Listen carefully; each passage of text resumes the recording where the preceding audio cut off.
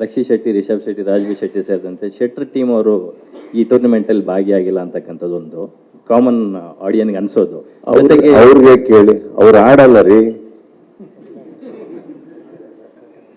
ರಿಷಬ್ಬಿಗೆ ಕೇಳೋಕೋದಾಗ ಬಂದ್ಬಿಡ್ತೀನಿ, ನಾನು ಬಂದೋಗ್ಬಿಡ್ತೀನಿ, ಬಿಟ್ಬಿಡಿ ಅಂತಾರೆ. ರಾಜ್ ಶೆಟ್ಟಿ ಅವರಿಗೆ ಏನು ಕ್ರಿಕೆಟ್ ಅಂದ್ರೆ ನಾನು ಗರುಡ ಗಮನದಲ್ಲಿ ಆಡೋದಲ್ಲ ಅಂತಾರೆ ಅವ್ರು ಬರಲ್ಲ. ರಕ್ಷಿತ್ ಕ್ರಿಯೆಲ್ಲ ಸಡಗೆ ಸರ್, ಬೇಡ ಸರ್ ನಂಗೆ ಬರಲ್ಲ ಸರ್, ನಂಗೆ ಆಡಕ್ಕೆ ಬರಲ್ಲ ಅಂತ. See it's a perspective.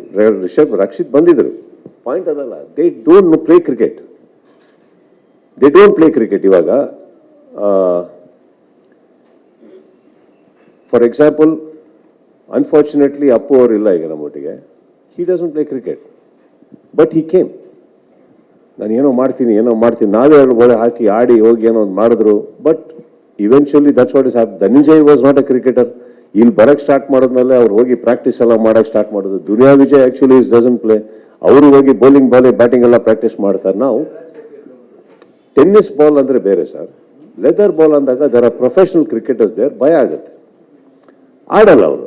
ನೀವು ಹಾಗೆ ಅನ್ಕೊಂಡಂಗೆ ಅವ್ರನ್ನ ಕರೆದಿಲ್ಲ ಅಂತ ಅನ್ಕೊಂಡ್ಲೇಬೇಡಿ. ಅವರೆಲ್ಲ ನನ್ನ ಹುಡುಗರು, ನಿಮ್ಕಿನ ತುಂಬಾ ಹಳೆ ಪರಿಚಯ. ಆ ಥರ ಎಲ್ಲ ನಮ್ಮಲ್ಲಿ ಇಲ್ಲ.